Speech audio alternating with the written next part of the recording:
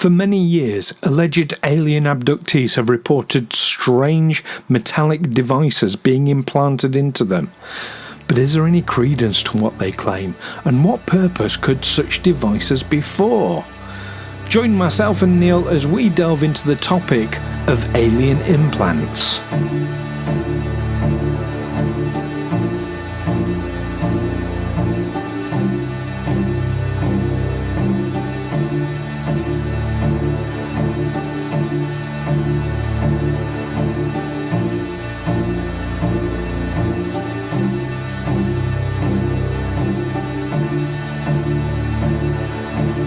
Aliens Explored is a weekly podcast exploring famous and obscure cases of UFO sightings, alien abductions and other strange events from both a believing and a sceptical perspective, whilst keeping an open mind. I'm Stu Jackson, a professional actor and amateur ufologist with a particular interest in the crop circle phenomenon. I'll be debating that otherworldly visitations are real. The truth is out there. And I'm Neil Kelly. I'm a professional actor as well and used to work for the military as an intelligence analyst. I'll be arguing from a more doubtful point of view. I mean, it's all a bit far-fetched, isn't it?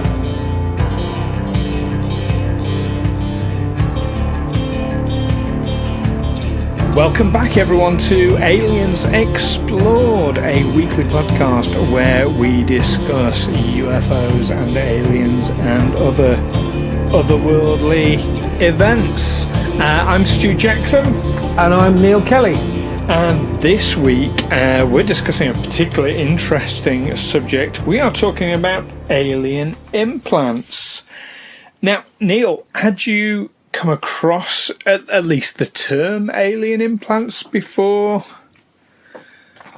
I said we were going to discuss this? I think I'd only heard of them vaguely. I think I'd heard of people who claimed to have been abducted by aliens, also claiming that the aliens had implanted something into them, a tracking device or a mind control device. These, of course, the people who have to wear tinfoil hats to stop the alien signal transmitting to the thing that they've implanted into their head and controlling their mind. That's what I'd heard about it. So I had a bit of a read on what's been called alien nanotechnology, which is about tiny foreign objects being removed from people's bodies. A lot of them seem to be just, they've just got a fragment of glass or something lodged into their feet or hands or shins where they've fallen, and the skin has scarred over it until eventually it comes out. Objects can stay under the skin for a very long time. A friend of mine was in a car crash where he was in the back seat and he ended up going out through the rear windscreen. And it made a real mess of his face. His face is still scarred from it. But decades later, occasionally he would be like a spot, a little pimple, and he'd squeeze it, and a little sliver of a little glass splinter would come out with the pus. So this stuff was just working his way around his body. So yeah, we do pick up stuff like that. Now there's a lot of these just seem to be fairly mundane things. The people. Mainly people who were keen ufologists, believed in UFOs, believed they've been abducted, suddenly finding something which might turn out to be an ingrowing hair or whatever, until we get to someone called Patient 17 and a Dr. Roger, is it pronounced Lears? That was his... Lears, Dr. Lears, yes, indeed. Well, just to pick up on something you just... mentioned there, I think there's an interesting parallel between the alien implants, from what you just said, and kind of UFOs in general. UFOs, as we know, stands for unidentified flying object. All right, it's when taken literally, it doesn't imply aliens, it doesn't imply otherworldly visitors or anything like that. It is literally just an object in the sky that we don't know what it is. Well, Now, if you in take many it at its cases- literal, if you take it as its literal meaning, if you're a radar operator, you'd say, well, there's something on our screens that we can't identify. But I think when lay people talk about UFOs, they do mean aliens. They do, but here's the thing. I think many UFOs, I'm even going to go out on a limb and say probably most UFOs are mundane in origin. They're terrestrial in origin. They're explainable, perhaps just not at that moment. But it's kind of the core of them. It's the small number that can't be explained away terrestrially, or with a reasonable certainty of it being something from Earth. And it's the same with alien implant. Like you say, we do pick up these things. I mean, if you work in, and I've known many people work with sheet metal, and yeah, you get metal splinters and bits of filing sort of get into cuts and under the skin, and yeah, it can be years later they work themselves out.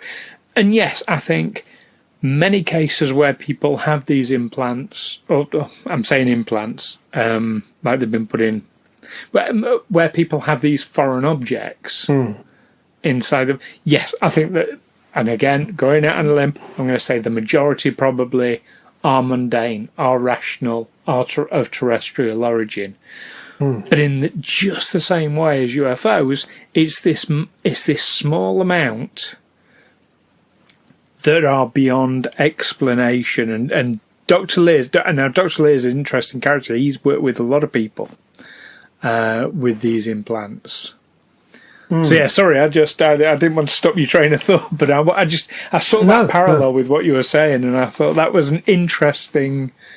It's worth mentioning, yes, point there are all sorts of people out there who claim to have been abducted by aliens, that they've had something implanted into them, which when removed turns out to be very mundane and terrestrial in origin, a shade of glass. Or my sister-in-law got a bit of, it was a fragment of a CD in her eyeball. I think a broken CD in the road, a truck went over it, a splinter flew up, which she didn't know what it was.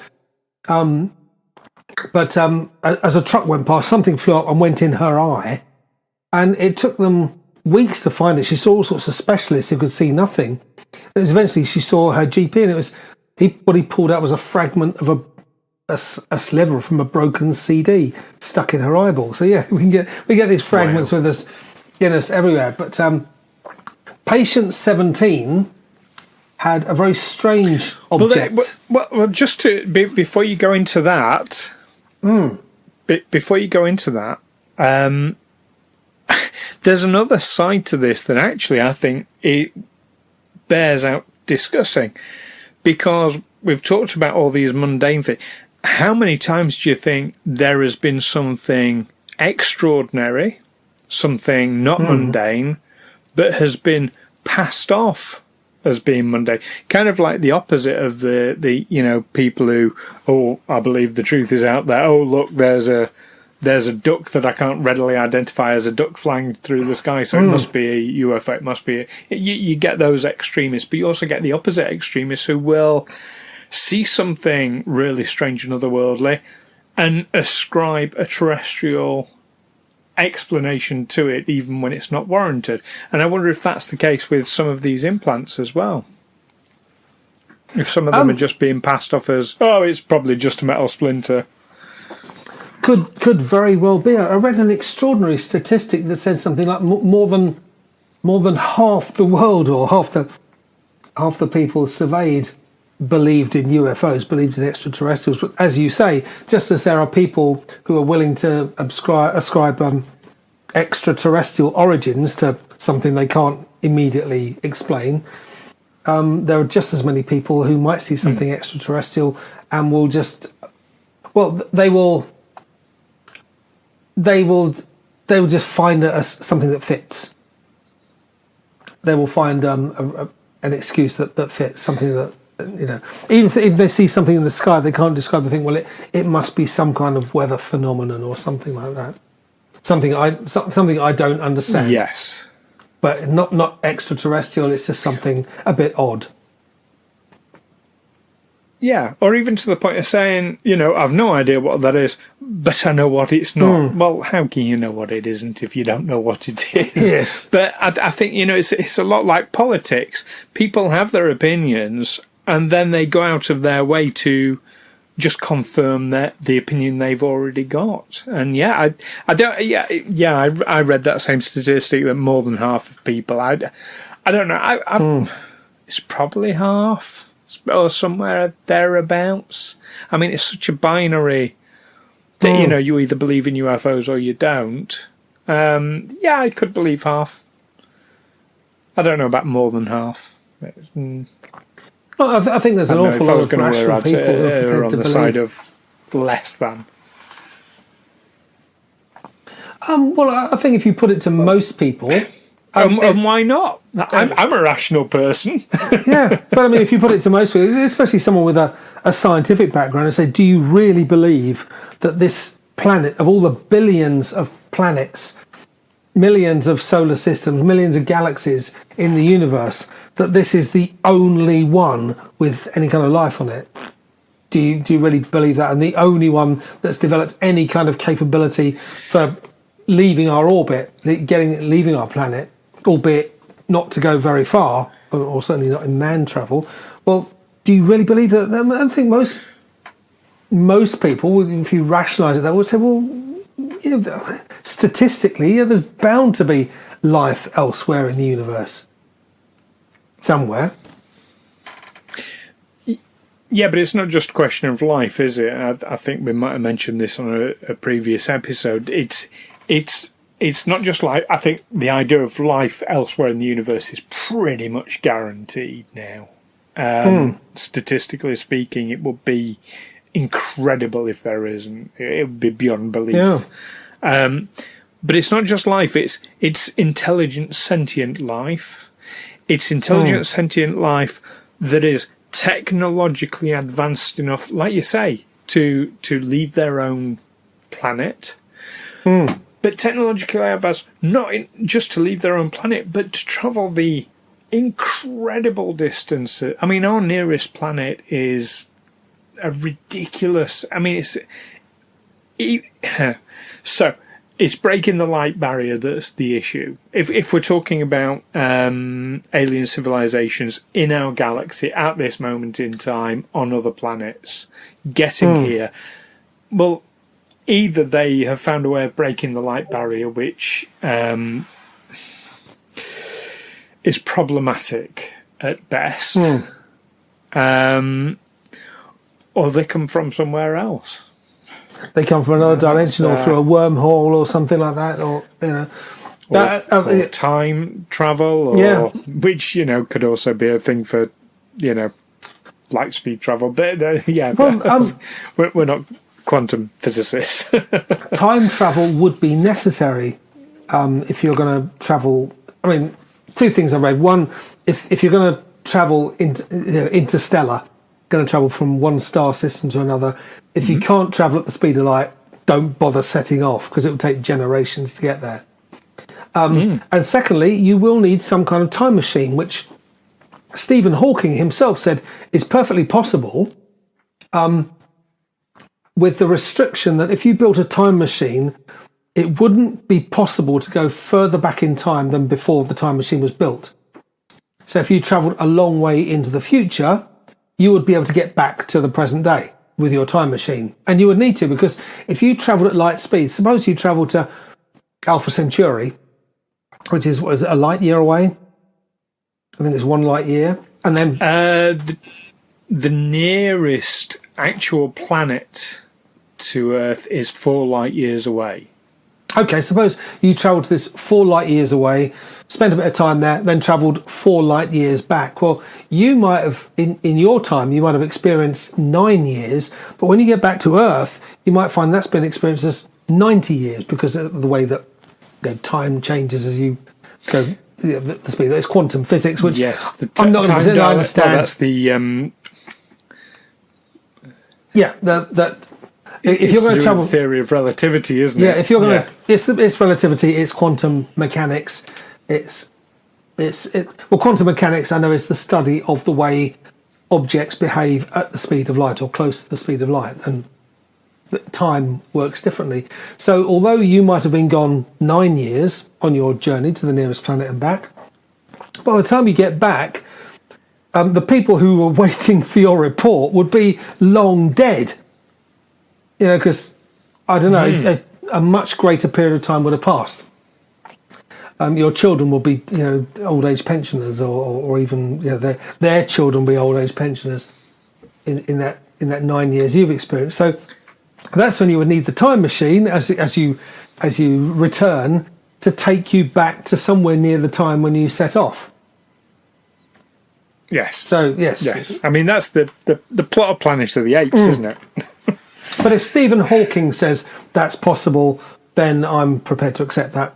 I'm prepared to take that. I'm not going to argue with it. No.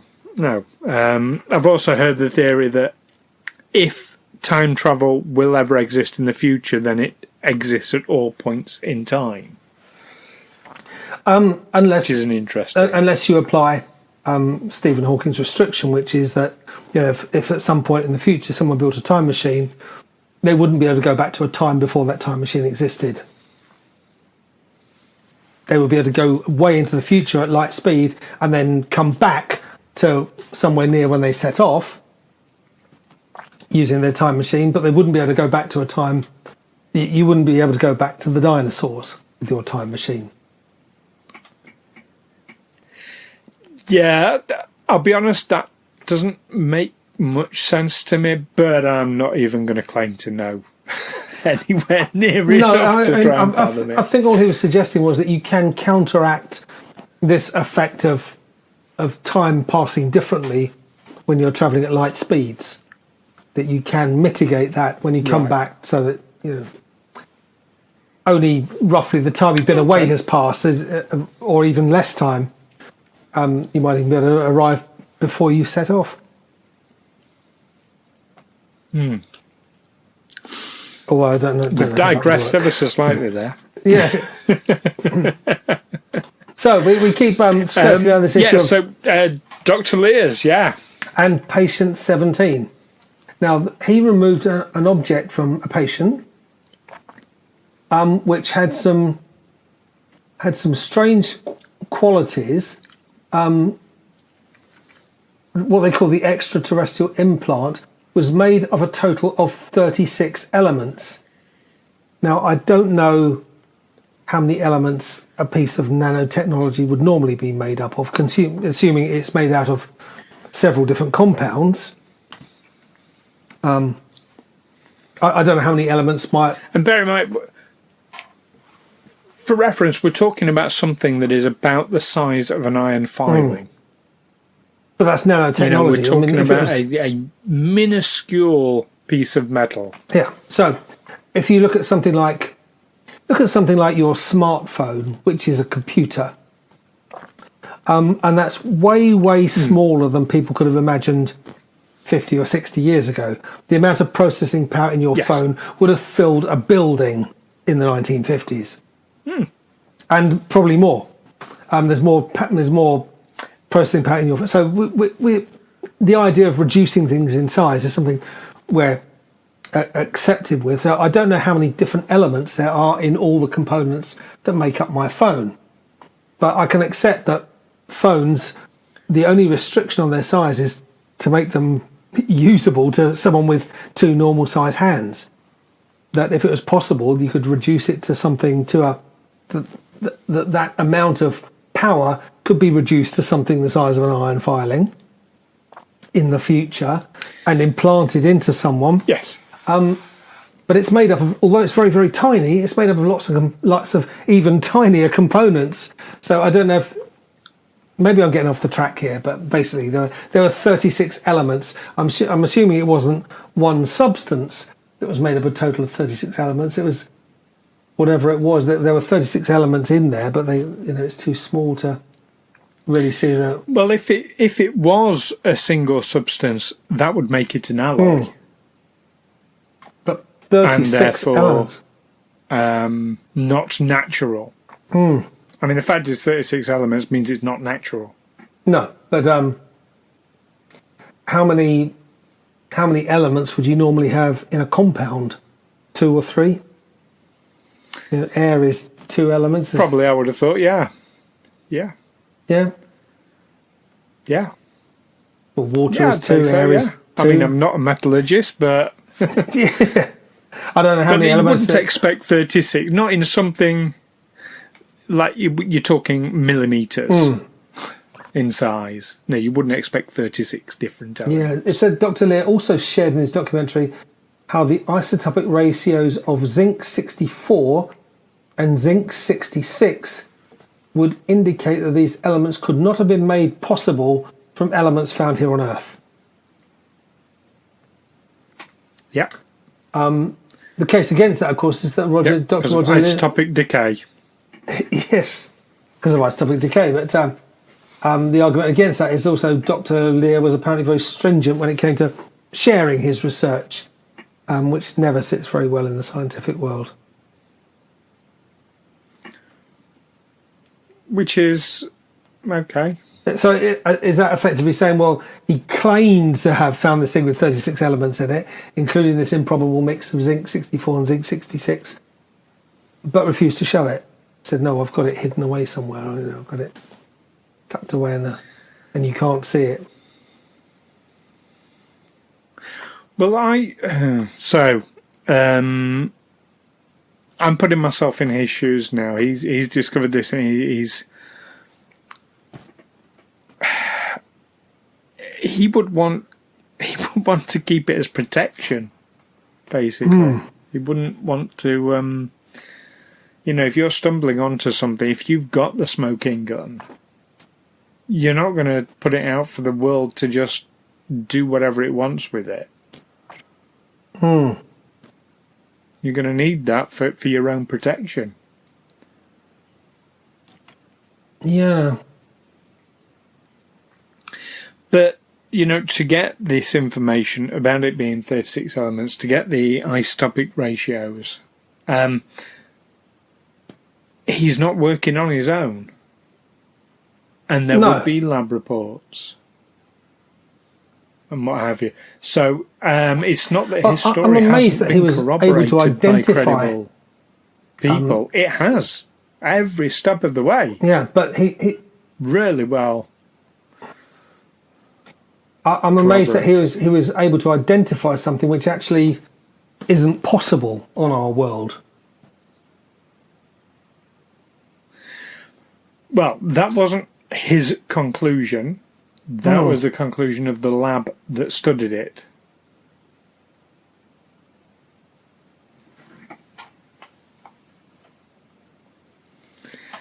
It's like when they do carbon dating on things.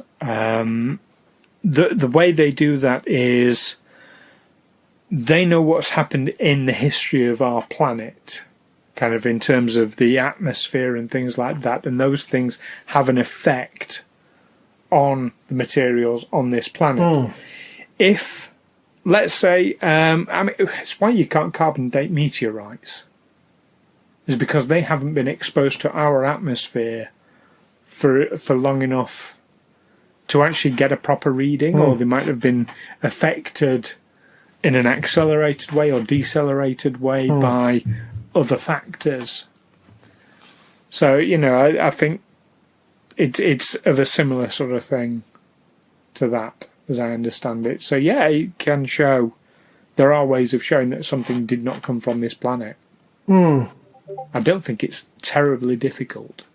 No, but of course, there are things that come from outside this planet. I mean, we get meteorites and comets. Most of them burn up in the atmosphere, but occasionally they do strike, and they will bring extraterrestrial material with them. They might shatter on impact. That could leave stuff lying around that someone could get lodged into.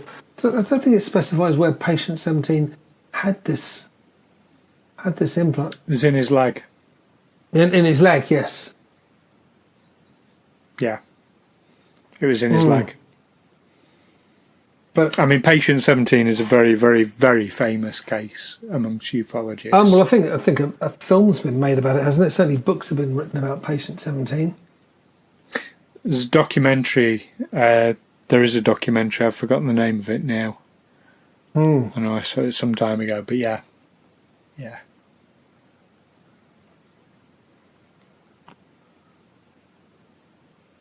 Yeah.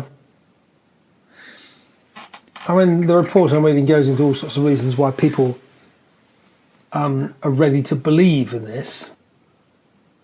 It goes into the psychology of it, the readiness to believe it, and also nothing to counter it. Yeah, it's important to look at why things might be happening, and what to explore the whole mundane reasoning behind it. And wasn't there a suggestion that this object that was removed from Patient 17 was emitting some kind of signal, which suggested that it could, you could conjecture that it's a tracking device or a communications device. Tracking, communication, monitoring. There's whole. I mean, you speculate till the cows come home about what it's actually for, but without sort of interpreting the signal. Now, there's the history of these implants seems to go back a long way. On Wikipedia,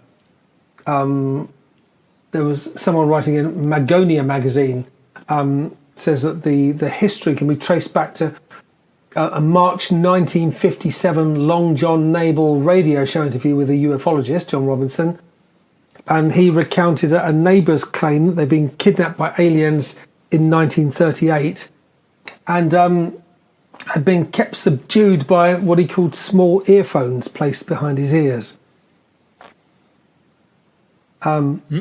There was a lady from Massachusetts, Betty Andreasen, who claimed that the aliens had implanted a device in her nose.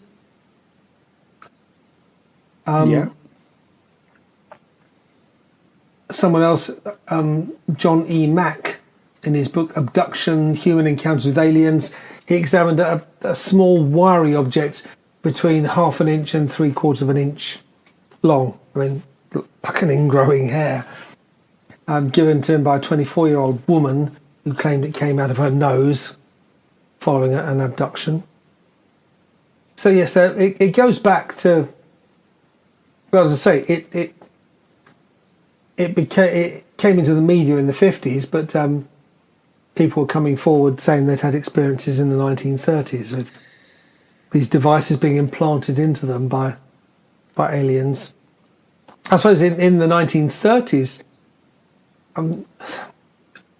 I don't know how much people thought about UFOs and the possibility of visitors from another. Certainly, there was H.G. Wells' War of the Worlds, which it was definitely starting to come into the cultural zeitgeist, and certainly the Orson Welles radio broadcast, the notorious broadcasting, was it 1938? So I can't remember when, but yeah. So the whole thing about aliens was a thing then. I mean, it became more sort of popular in the 1950s, the 1960s. If you look at horror movies from the 1950s, suddenly all the old Frankenstein, Dracula, Wolfman, they've all been replaced by monsters from outer space. It's the new supernatural. It was the new supernatural. Yes, the new bogeyman. I mean, it's one of the reasons why I'm very hesitant to use words like alien or spaceships, because there might be a different explanation, and it might be something that's been with us throughout sort of human history, just having different things ascribed to it, and just because we now think in terms of aliens from another planet and spacecraft and what have you, doesn't mean to say that is the right answer. No, as well, like the word otherworldly. Yes, I mean, was it? I think is, Was it the Roswell incident? Certainly in the 1940s, when a US Air Force pilot first described seeing a flying saucer, and that's when flying saucer first came into the kind of lexicon. And I suppose popular culture adapted to that, so suddenly all these spacecraft had to look like flying saucers. Yeah, there's an element of that, although there is evidence to suggest, you talk about some of the gods of ancient times coming in on flying golden discs, or riding their shields down from the sky, or coming in on burning chariot. Yeah, anyway, but that's a whole that's a different episode that we will be covering at some point. But I can see very easily the possibility that where we're talking about these implants, that they have been with us throughout human history, like so many other facets of UFO culture, like the cattle mutilations that we've talked about, like abductions, like crop circles, that there is just a historical precedent going back hundreds, perhaps thousands of years. It's only just now that we would actually be able to have an awareness of them culturally. An individual might pull a piece of metal out the leg, but if that's 1,000 years ago, they're not going to know how many elements it had. No. But they'll know it's something that they've never seen before. If they have the means... Pieces of metal, 1,000 years ago, I mean, swords, shields, armour, they had metal. So, it's much easier to ascribe a more rational explanation. But as you say, I got a splinter of metal. We might be more scientific and rational, but we're still superstitious. People still believe in ghosts, and where they would have attributed things to fairies or werewolves or whatever, and we now attribute them to either UFOs or mental illness, depending on which side of the argument you're sitting. Absolutely. But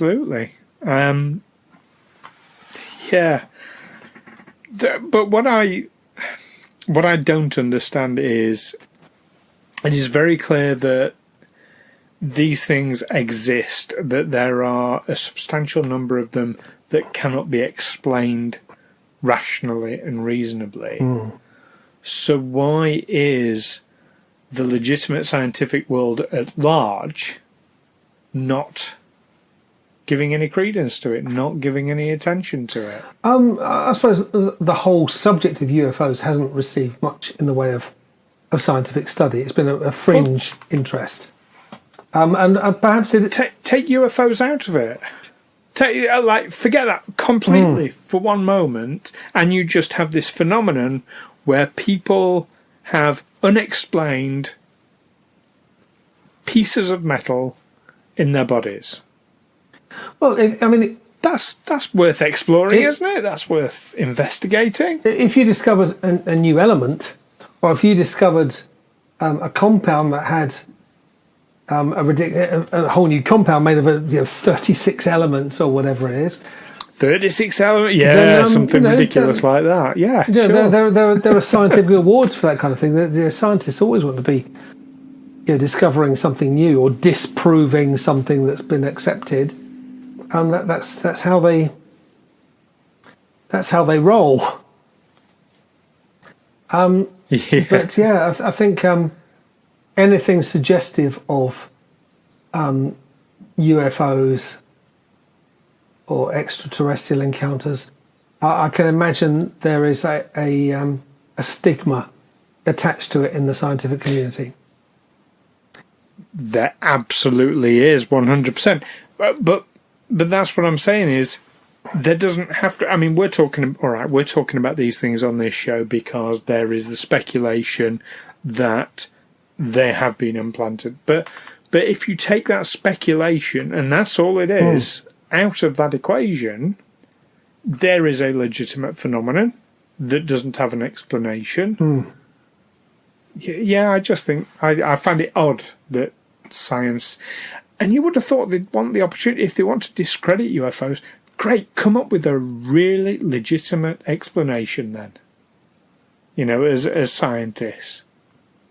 You want to discredit aliens and UFO? Great, you know, fine. If you, I don't know if I'd be happy to have evidence tomorrow, but, you know, I would certainly be open to evidence tomorrow that it's all absolutely nonsense, as long as it was legitimate evidence.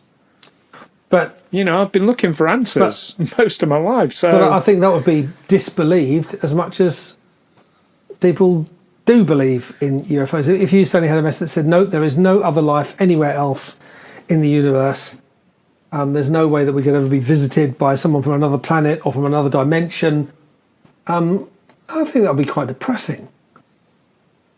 What, you mean we're all alone in this massive, boundless universe? And you just proved it. It would be, yeah, it would be a bit of a downer, but at the same time, I don't know, what you seem to have is all these bits and pieces of evidence, like the implants and what have you, coming forward and saying, look, here's the thing to look at, here's the thing to explore. And there's just saying, no, we're not going to explore. We're not going to provide you with evidence that you're talking nonsense, but we know you're talking nonsense. You know, it's like the fantasy, the reaching for an answer, the faith, if you like, is on the side of the debunkers. Or decriers even, because they're not actually debunking, they're just saying no. Yeah. But of course, once you get into the world of ufology, you get into the world of conspiracies, and you do get into mixing with some very, very strange and sometimes very dangerous people. Now, I remember decades ago when David Icke was being interviewed by, I think it was Terry Wogan on television, and he turned up in his trademark shell suit, which was his thing in the late 80s, early 90s, and he was ridiculed. He was sounding ridiculed, and he had all these theories about how we had been infiltrated by shape-shifting aliens who are actually lizards. So the royal family are lizards, but they can take on the appearance of humans. He was soundly laughed at, but a lot of people believe that now. Far more people believe in this kind of that we have been infiltrated by aliens. We are controlled by people from another planet. And of course, and then you get, and that's when you get into the territory where you're talking to people like the Flat Earth Society. And as you start talking to a flat earther, it's not long before you're on the subject of Holocaust denial, for instance. You know, all these things are kind of, once you get into the world of conspiracy theories, you get into the world of the extreme right. People will resist we're in the middle of a coronavirus pandemic at the moment. We're all locked down. They know that what was thought to be a fringe movement, the anti-vaxxer movement, is now, it seems to be a significant number of people who will refuse a vaccine if one becomes available.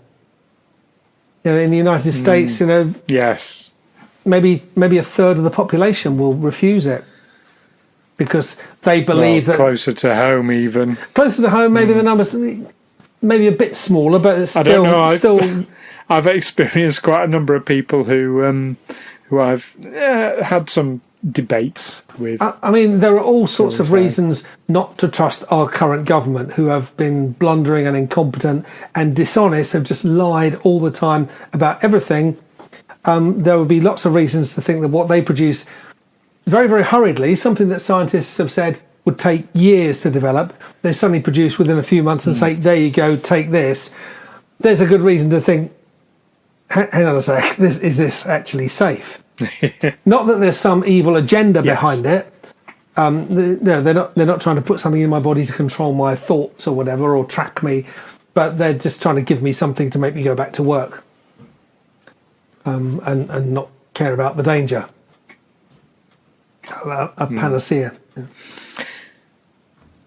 That's it. Well, we've gotten off track quite a lot there.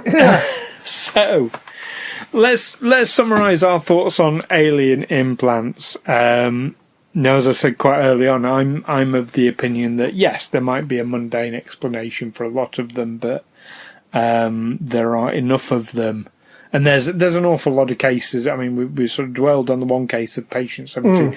There are hundreds, thousands of cases that are strange and defy explanation.